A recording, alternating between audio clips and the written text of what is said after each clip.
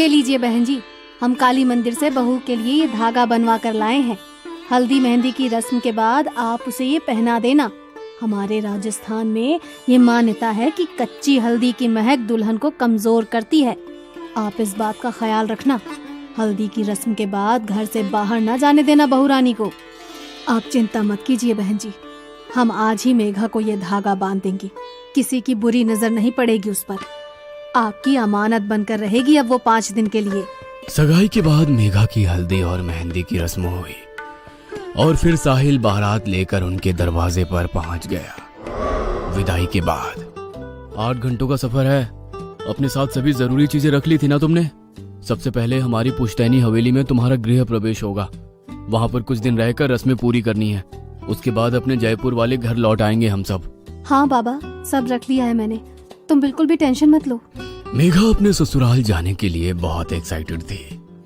साहिल की पुश्तैनी हवेली, शाही रस्में, गृह प्रवेश, सब एक सपने की तरह लग रहा था उसे। लंबा सफर करके वो अपने गांव पहुंच चुके थे। वाओ, कितना सुंदर है ये सब। यहाँ तो सब हवेलियाँ ही नजर आ रही हैं। रुको रुको, प्लीज मेरी पिक्चर्स लो ना उसके साथ। मेघा ने गाड़ी रुकवाई और दौड़ते हुए एक सुनसान सी हवेली का दरवाजा खोलकर उसके अंदर दाखिल हो गई। मेघा के उस सुनसान हवेली के आंगन में पैर रखते ही पीपल के पेड़ पर बैठे सैकड़ों चमगादड़ एक साथ आसमान की ओर उड़ गए और बाहर आंगन में लगा झूला एकाएक खुद से ही हिलना शुरू हो गया। क्या करती हो तुम? ऐसे कहीं भी नहीं चले जाते हैं। भूलो मत, तुम नई दुल्हन हो और ये हवेली नहीं खंडहर है। कोई नहीं रहता यहाँ। आगे से यहाँ आना नहीं इधर। अभी चलो। क्या हुआ? भूत देख लिया क्या तुमने? ऐसे क्यों रिएक्ट कर रहे हो? अरे बाबा, बस एक फोटो ही तो क्लिक करवाना चाह रही थी मैं। प्लीज लो ना। मेघा को जिद पर अड़ा देखकर साहिल कैमरे से उसकी एक फोटो क्लिक कर देता है और उसे लेकर गाड़ी में बैठ जाता है और गाड़ी उसकी हवेली की ओर चल पड़ती है। राशि, जल्दी से फूलों के थाल, आरती और कलश लेकर आओ, बहू रानी आ गई हैं। साहिल की माँ मालिनी बहू मेघा का जोरदार स्वागत करती है और उसे कलश पैरों से नीचे गिराकर घर में प्रवेश करने को कहती है। मासा की बात सुनकर मेघा कलश को एक टक घोरने लगती है और फिर अपने बाएं पैर से कलश को उल्टी दिशा में गिराती है, जिससे चावल घर से बाहर की ओर बिखर जाते हैं। ये क्या मूर्खता है बहू, अपशगुन कर दिया तुमने। बहू लक्ष्मी होती है और चावल सौभाग्य का प्रतीक माना जाता है। इसीलिए कलश को दाएं पैर से अंदर की ओर गिराते हैं ताकि लक्ष्मी घर में सौभाग्य लेकर प्रवेश करे। और तुमने घर की सुख समृद्धि को बाहर का रास्ता दिखा दिया। ऐसे उल्टी दिशा में कलश कौन गिराता है? अब मासा, जाने दो ना, गलती से हो गया इससे। ऐसी गलती कोई जानबूझकर थोड़ी करेगी। ये लंबा सफर करके थक गई है, इसे आदत नहीं है ना लंबे सफर की। साहिल के बचाव करने पर मासा चुप हो गई थी, लेकिन साहिल के साथ कमरे में अंदर जाते समय मेघा का मालिनी को देखकर मुस्कुराना उसे बहुत अखर गया था। जिस तरह से मुझे टेढ़ी नजरों से देखते हुए ये लड़की मुस्कुराते हुए अपने कमरे में गई है, इसे देखकर साफ पता चलता है इसने वो कलश गलती से नहीं बल्कि जानबूझकर ऐसे गिराया है। लेकिन बहू ऐसा क्यों करेगी? रह रहकर मालिनी के मन में बार बार बहू मेघा की वो रहस्यमयी सी हंसी और कलश का गिराना घूम रहा था। अगले दिन सुबह, साहिल, तुम जाकर पंडित जी को लेकर आओ। कुछ रस्में करानी है और बहू को कहना जल्दी से तैयार हो जाए। साहिल मेघा को तैयार होने के लिए कहकर पंडित जी को बुलाने चला जाता है। अरे मैंने इस साहिल से कहा था कि बहू को जल्दी तैयार होने को कहो, और यहाँ 2 घंटे बीतने जा रहे हैं लेकिन बहू अभी तक कमरे से बाहर नहीं आई। मालिनी बहू के कमरे के दरवाजे पर पहुंचकर ठिठक जाती है। अंदर से मेघा के खिलखिलाने की आवाज सुनाई दे रही थी। देखो, कोई आ जाएगा, अभी तुम जाओ। यहाँ हर समय कोई ना कोई मुझ पर नजर रखे रखता है। वैसे भी वो बुढ़िया बहुत घूरती है मुझे। ये साहिल तो घर से बाहर गया हुआ है, बहू बात किसके साथ कर रही है? मालिनी को कुछ समझ में नहीं आ रहा था। बिना कुछ सोचे वो दरवाजा खोलकर कमरे के अंदर दाखिल हो जाती है। अंदर कमरे में कोई नजर नहीं आ रहा था। पूरा कमरा खाली पड़ा हुआ था। अभी तो मुझे बातें करने की आवाज आ रही थी, इतनी जल्दी कहाँ गायब हो गई? मालिनी सोच ही रही थी कि तभी बाथरूम का दरवाजा खोलता है और मेघा अपनी साड़ी सही करती हुई बाहर आती है। अच्छा, तो अब ये दिखाने की कोशिश कर रही है कि ये बाथरूम में थी, लेकिन शायद उसे पता नहीं मैंने सब सुन लिया है। इससे सीधे सीधे पूछने का मतलब है ये साफ मना कर देगी। मुझे इस पर नजर रखनी होगी। मालिनी को बहू मेघा पर शक हो गया था और अब वो सारी बातें खुलकर जानना चाहती थी। कुछ ही देर में रस्में शुरू हो गई और सभी गृह प्रवेश की रस्मों में व्यस्त हो गए। अगले दिन, मेघा, ये कैसी महक है हमारे कमरे में? मुझे तो सांस लेने में भी मुश्किल हो रही है। सर भारी हो रहा है, लगता है अभी उल्टी हो जाएगी। अच्छा, मुझे तो ऐसा कुछ भी महसूस नहीं हो रहा। साहिल ने देखा कि मेघा के हाव भाव कुछ बदले बदले से नजर आ रहे हैं। वो बात कहते हुए एक बार भी साहिल को आंखों से नहीं देख रही थी। उसके चेहरे पर एक अजीब सी मुस्कान थी और वो लगातार अपनी लटों को उंगली में फंसाकर खुद में खोए हुए गुनगुना रही थी। मेघा, मेघा, कहाँ खोई हुई हो? साहिल के जोर से पुकारने पर मानो मेघा होश में आ गई थी। अब कुछ हुआ क्या अभी? साहिल को मेघा कुछ असामान्य लग रही थी, लेकिन अभी उसने उससे कुछ नहीं कहा। कुछ नहीं, एक कप चाय बना दोगी प्लीज? सर दुख रहा है। मेघा रसोई में जाती है और रसोई में खड़े साहिल के बड़े भाई को अपनी लाल लाल आंखों से अजीब तरह से देखने लगती है। क्या बात है मेघा, तुम ठीक हो? मेघा धीमे कदम बढ़ाते हुए विनय के नजदीक पहुंच जाती है, जिससे विनय बहुत अनकंफर्टेबल फील कर रहा था। ये लो, कुलदेवी का प्रसाद है, मैं वही देने के लिए यहाँ आया था। विनय प्रसाद जैसे ही मेघा के हाथ से छुआता है, वो एक दोहरी सी आवाज में चीख कर वहां से भाग जाती है। इससे पहले कि विनय कुछ समझ पाता, उसने देखा सामने से मेघा रसोई में आ रही है, लेकिन इस बार जेठ को रसोई में देख उसने पल्लू से सर ढक लिया था। माँ, आपको ये लड़की कुछ अजीब नहीं लगती? कभी पल्लू ठीक करती है, कभी आकर चिपकने लगती है, पता नहीं कैसे संस्कार है इसके। विनय अपनी माँ को रसोई में हुई घटना बताने लगता है। अरे एक नंबर की चरित्रहीन लड़की पल्ले पड़ गई हमारे। छी, तुझे आकर छूने की कोशिश कर रही थी। नई बहू की इस हरकत को जानकर मालिनी के पैरों तले जमीन सरक गई थी। पहले मैंने उसे कमरे में किसी से बात करते सुना और अब ये घटना। कैसी सड़क छाप लड़की आ गई है इस घर में। मुझे नजर रखनी होगी इस पर, वरना खानदान की नाक कटवा देगी ये लड़की। आधी रात का समय था। मालिनी को अपने कमरे में ठंडक का एहसास होने लगता है, जिससे उसकी नींद टूट जाती है। खिड़की की ओर नजर डालने पर उसे एक साया कांच के उस ओर से गुजरता हुआ नजर आता है। इतनी रात को कौन टहल रहा है हवेली में? मालिनी बिस्तर से उतरकर धीरे से कमरे का दरवाजा खोलती है तो देखती है मेघा तेज कदमों से अपने कमरे की तरफ जा रही है। कहाँ से आ रही है ये इतनी रात को? आखिर चल क्या रहा है इसके मन में? मालिनी अब हर समय बहू मेघा पर नजर रखने लगी थी। मैम साहब, चूड़ी वाला आया है। आपने नई दुल्हन के लिए राजस्थानी चूड़ा मंगवाया था क्या? मेघा, जाओ पसंद कर लो चूड़ा, मैं आती हूँ 2 मिनट में। 2 मिनट भी नहीं बीते थे कि मेघा सीढ़ियां उतरती हुई मालिनी के पास आती है। मासा, आपने बुलाया? मैं जरा बाथरूम में थी। बाथरूम में थी? अभी तो तुम बाहर चूड़ा लेने गई थी ना। तुम्हारा दिमाग ठीक है? इतनी जल्दी तुम सीढ़ियों से ऊपर जाकर वापस नीचे कैसे आ गई? मैं तो अभी आ ही रही हूँ ऊपर से। कौन सा चूड़ा? मालिनी दौड़ते हुए बाहर आंगन की ओर जाती है, लेकिन वहाँ उसे कोई नजर नहीं आता। ये कैसे हो सकता है? अभी तो तुम बाहर निकली थी, फिर छत से कैसे आई? मुझे कुछ समझ नहीं आ रहा। उसी रात। माँ, मैं एक दोस्त की शादी में जा रहा हूँ, कल लौटूंगा, आप ख्याल रखना अपना। साहिल के जाने के कुछ देर बाद मालिनी को मेघा के कमरे से किसी की मर्दाना आवाज सुनाई देने लगती है। मालिनी बहू के कमरे का थोड़ा सा दरवाजा खोलकर अंदर झांक कर देखती है। अंदर का मंजर इतना डरावना था कि मालिनी के पांव अपनी जगह पर जम से गए थे। अंदर कमरे में सिर्फ मेघा थी और वो आराम कुर्सी पर दोनों पांव ऊपर करके सिमट कर बैठी हुई थी। कुर्सी लगातार जोर जोर से हिल रही थी।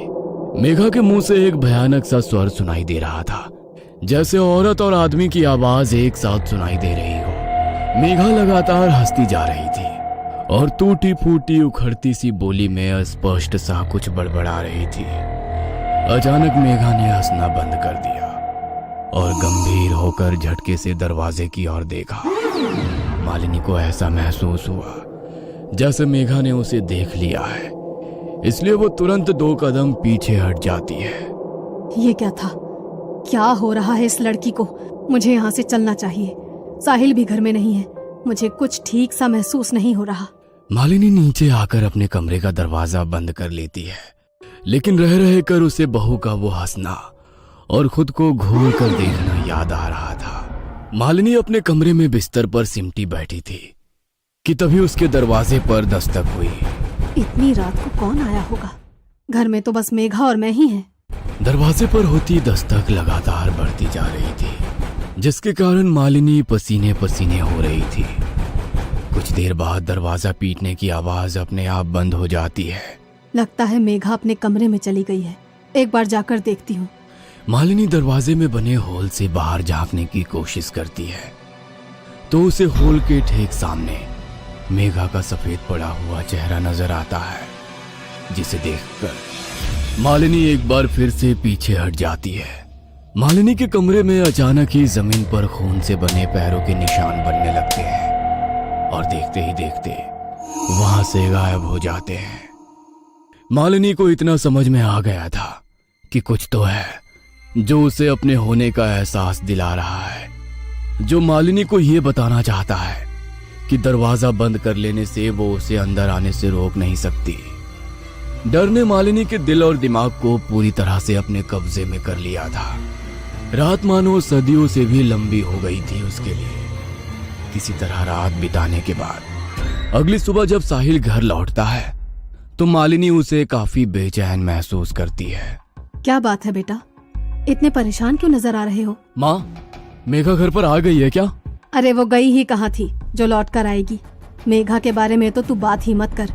जो मैंने कल रात देखा ना, अगर तुझे पता चला तो तेरे पैरों के नीचे से जमीन खिसक जाएगी। क्या बात कर रही हो? क्या देख लिया आपने कल रात ऐसा? मेघा कल रात घर में तो थी नहीं, फिर आपने देख क्या लिया? तेरा दिमाग तो खराब नहीं है? घर में नहीं थी तो कहाँ थी पूरी रात? घर में ही थी और क्या क्या किया है ना उसने कल रात में, वो सिर्फ मैं ही जानती हूँ। किसी तरह भगवान का नाम लेकर रात बिताई है मैंने। अरे माँ, आपके सामने ही ना कल मैं मेघा को अपने साथ शादी में लेकर गया था।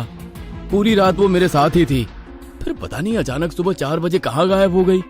मैंने उसका फोन भी मिलाया, लेकिन वो शायद अपना फोन घर पर ही भूल गई थी। जब काफी देर ढूंढने के बाद भी वो मुझे नहीं मिली तो मैं सीधा घर चला आया। ये सब क्या हो रहा है? क्यों हो रहा है? मुझे तो कुछ समझ में नहीं आ रहा। क्या सच है, क्या भ्रम है? मेरे दिमाग ने तो काम करना ही बंद कर दिया है।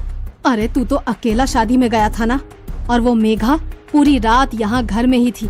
मैंने अपनी आंखों से देखा उसे। उसके कमरे में वो पागलों की तरह हंस रही थी वो, और फिर उसके बाद आकर मेरे कमरे का दरवाजा पीटने लगी। जानवरों की तरह गुर्रा रही थी तेरी बीवी। मुझे तो ये सब कुछ और चक्कर लगता है। अगर तूने अपनी आंखों से देखा होता ना, तब तुझे समझ में आता कि मैं क्या कहना चाह रही हूँ। कैसी बेतुकी बात है। अरे एक ही इंसान एक ही समय में 2 जगह कैसे हो सकता है? ये सारी कंफ्यूजन मेघा के कारण ही हो रहा है ना। कहाँ है वो? उसी से पूछते हैं कि वो कल रात को कहाँ थी। कहीं ऐसा तो नहीं है इस घर में कोई मेघा का बहरूपिया घुसा है? कोई फिल्म चल रही है क्या यहाँ पर, जहाँ पर डबल रोल होंगे और वो हमारे घर में घुस आएगा? मेघा, कहाँ हो तुम मेघा? साहिल के बार बार मेघा मेघा चिल्लाने पर भी मेघा सामने नहीं आती। वो तो कोई जवाब ही नहीं दे रही है। कहाँ है वो? अरे अपने कमरे में है, और कहाँ जाएगी? देख बेटा, मैं तो तेरे कमरे में जाने वाली हूँ नहीं, तो खुद ही जा और अपनी आंखों से देख। माँ की बात सुनने के बाद साहिल तेज कदमों से सीढ़ी चढ़ते हुए अपने कमरे की ओर जाता है तो देखता है कि कमरे में रखी आराम कुर्सी लगातार हिल रही है। मेघा, मेघा! कमरे में जाकर साहिल के मेघा मेघा पुकारने पर लगातार हिल रही आराम कुर्सी अचानक से रुक जाती है। अरे कोई नहीं है ऊपर कमरे में, कमरा खाली पड़ा है, और आप कह रही हैं कि वो कल रात भर से अपने कमरे में ही है। माँ, हमें मेघा को ढूंढना होगा। वो आखिर ऐसे अचानक से कहाँ गायब हो गई? मुझे कुछ भी समझ में नहीं आ रहा। कहाँ ढूंढूं, कहाँ जाऊं? अरे क्या जरूरत है अपशगुनी लड़की को ढूंढने की? मुझे तो लगता है वो इंसान नहीं, कोई चुड़ैल है। जिस दिन से ये इस घर में आई है उस दिन से कुछ न कुछ हो ही रहा है। पहले भी मैंने इसे एक ही समय पर 2 जगह देखा है। मैं तो कहती हूँ अच्छा है खुद ही चली गई, पीछा तो छूटा इस मुसीबत से। माँ, तुम ये कैसी बातें कर रही हो? मेघा मेरी पत्नी है और मैं उसे बहुत अच्छे से जानता हूँ। वो कोई चुड़ैल नहीं है। जरूर कुछ ना कुछ हो रहा है उसके साथ। मैं जा रहा हूँ पुलिस में रिपोर्ट लिखवाने, कहीं मेघा के साथ कुछ अनहोनी ना हो जाए। अरे पुलिस में रिपोर्ट लिखवाने से कुछ नहीं होगा। मेरे साथ पहाड़ी वाले बाबा के पास चलो, अब वही कोई उपाय बताएंगे। मुझे तो ये कुछ और ही चक्कर लग रहा है। मालिनी और साहिल पहाड़ी वाले बाबा के पास जाते हैं और उन्हें सारी समस्या सुनाते हैं। बाबा आंख बंद करके कुछ देर साधना में लीन हो जाते हैं। कुछ देर बाद, तुम्हारी बहू के पास समय बहुत कम है। कल अमावस्या की रात है। अमावस की रात काली शक्तियों की ताकत सबसे ज्यादा होती है और तेरी बहू जिस शक्ति के प्रभाव में है ना, वो तो वैसे भी बहुत ताकतवर है। लेकिन बाबा, मेरी पत्नी तो लापता है। उसका तो कहीं पता ही नहीं चल रहा है। मैं करूं तो क्या करूं? ठीक है, चलो मेरे साथ। साहिल और मालिनी के साथ बाबा उनकी हवेली पर पहुंचते हैं और हवेली के अंदर आने के बाद कुछ देर तक वहां बैठकर मंत्र साधना करते हैं। तुम्हारी पत्नी यहाँ कहीं आस पास नहीं है, लेकिन कहाँ है यह जानने के लिए मुझे अपनी तंत्र शक्ति का प्रयोग करना होगा। क्या तुम्हारे घर के आसपास कोई ऐसा निर्जर घर है जहाँ कोई आता जाता ना हो? हाँ बाबा, याद आया। शादी के बाद जब मैं पहली बार मेघा को लेकर हवेली आ रहा था तो रास्ते में चौसर वाली हवेली पड़ी थी। मेरे मना करने के बाद भी मेघा ने हवेली के अंदर कदम रखा और एक फोटो खिंचवाई थी। मैं अभी आपको वो फोटो दिखाता हूँ। हड़बड़ी में साहिल अपना मोबाइल निकालता है और बाबा को वो फोटो दिखाने लगता है। फोटो में बाबा को मेघा के पीछे एक काली परछाई नजर आती है, जिसे देखकर साहिल, मालिनी और बाबा चौंक जाते हैं। अब तो आप लोग समझ ही गए होंगे ना कि पिछले कुछ दिनों से जो आपके घर में चल रहा था उसका कारण क्या था। कहाँ है वो हवेली? मुझे वहां लेकर चलिए, शायद आपके सारे प्रश्नों के उत्तर वहीं मिलेंगे। साहिल और मालिनी बाबा को उनके घर से कुछ कदमों की दूरी पर बने चौसर वाली हवेली में ले जाते हैं। पूरे गांव में ऐसी अफवाह थी कि हवेली में कुछ तो ऐसा है जिसके कारण वहां हर समय मनहूसियत पसरी रहती है। हवेली में रहने वाला परिवार बरसों पहले हवेली को वीरान छोड़कर यहां से पलायन कर गया था। बाबा, साहिल और मालिनी हवेली में पहुंचते हैं तो देखते हैं कि मेघा चौसर वाली हवेली में लगे झूले पर झूल रही है और लगातार हंसती ही जा रही है। जैसा मैंने सोचा था, इसका मतलब मेरा अंदाजा बिल्कुल सही था। आप लोग पीछे हट जाइए, मुझे पता है कि मुझे क्या करना है। बाबा नमो नारायण भगवते वासुदेवाय कहते हुए हवेली का दरवाजा खोलकर धीरे धीरे मेघा की ओर बढ़ने लगते हैं।